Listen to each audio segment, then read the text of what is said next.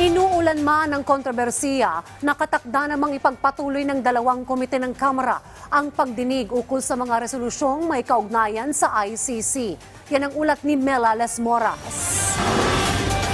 Dumipensa ang liderato ng Kamara sa mga kumukwestiyon sa tiyempo ng kanilang pagtalakay sa mga resolusyong nagtutulak na suportahan na ng pamahalaan ang investigasyon ng International Criminal Court ukol sa war on drugs ng nagdaang administrasyon ni dating Pangulong Rodrigo Duterte. Sa isang pahayag, naitanong kasi ni Senator Bato de la Rosa kung bakit nataon pa ito ngayong may issue sa pagitan ni House Speaker Martin Romualdez at Vice President Sara Duterte.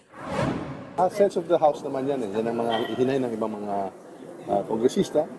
Magkakaroon tayo ng tamang panahon sa hearings kung saan ilalabas yung mga arguments for and against po. Dagdag naman ni House Deputy Minority Leader Franz Castro, hindi rin naman kasi umuusad ang mga resolusyon sa ICC noong nagdaang administrasyon, kaya't sakto lang din na mapag-usapan na ito ngayon. Sa bahagi namin ng Makabayan, din namin ito ginagamit against sa mga Duterte. So, resolution namin ay para bigyan ng hustisya. Resolution namin para mag-imbestiga yung ICC dito.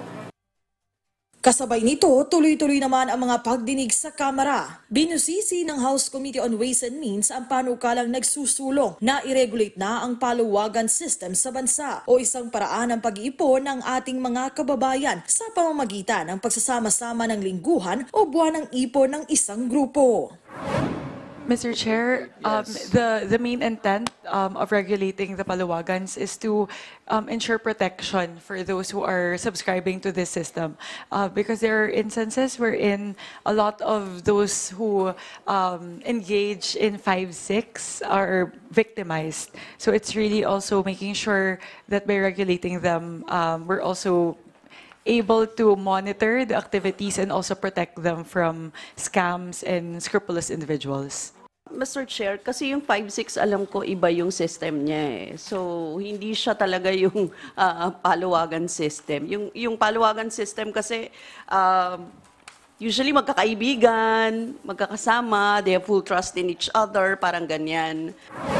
Kasabay niyan, inalunsad din sa Batasang Pambansa ang OTOP o One Town, One Product Philippines Initiative kung saan tampok ang iba't ibang produktong Pinoy na maaaring mabili sa abot-kayang halaga. Today's event celebrates the immediate passage of Republic Act 11960, otherwise known as the OTOP Philippines Act. A day of triumph for the engines of our economic vitality, the micro, small, and medium enterprises. Sa pagpapatuloy naman ng House Plenary Session, napag-usapan din ang iba pang mahalagang panukalang batas sa Kamara. Bago magtapos ang taon, pagtitiyak ng mga mambabatas, ilang mahalagang panukala pa ang kanilang ipapasa para sa kapakanan ng ating mga kababayan. Mela Lesmoras para sa Bayan.